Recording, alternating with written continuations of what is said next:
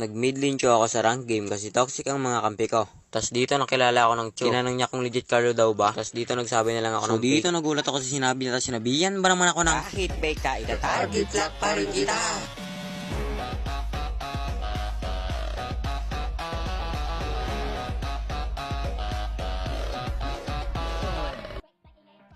So dito abangan ko sana siya kaso may nakitaan niya ako ng double dash. Tapos dito akala ko kaya ko siyang patayin kaso nagkamali ako.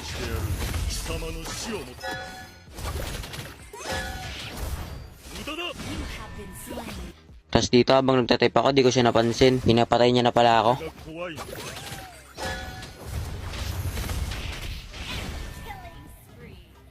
So dito ang akala ko mapapatay ko na siya, ang kaso nagkamali na naman ako.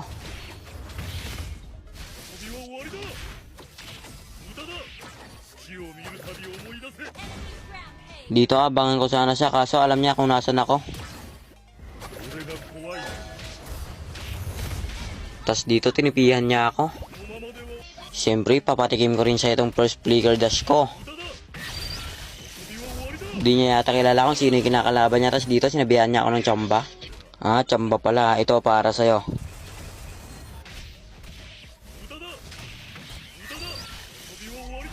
Boom, bagsak.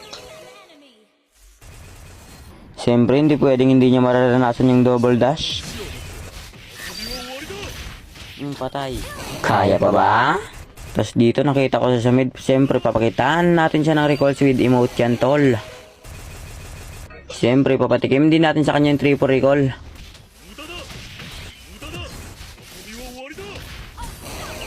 Teka lang, di pa ako tapos. Ipapatikim ko pa sa yung spawn trap na hindi mo pa nararanasan. Ngayon mo lang mararanasan. At hindi mo makakalimutan.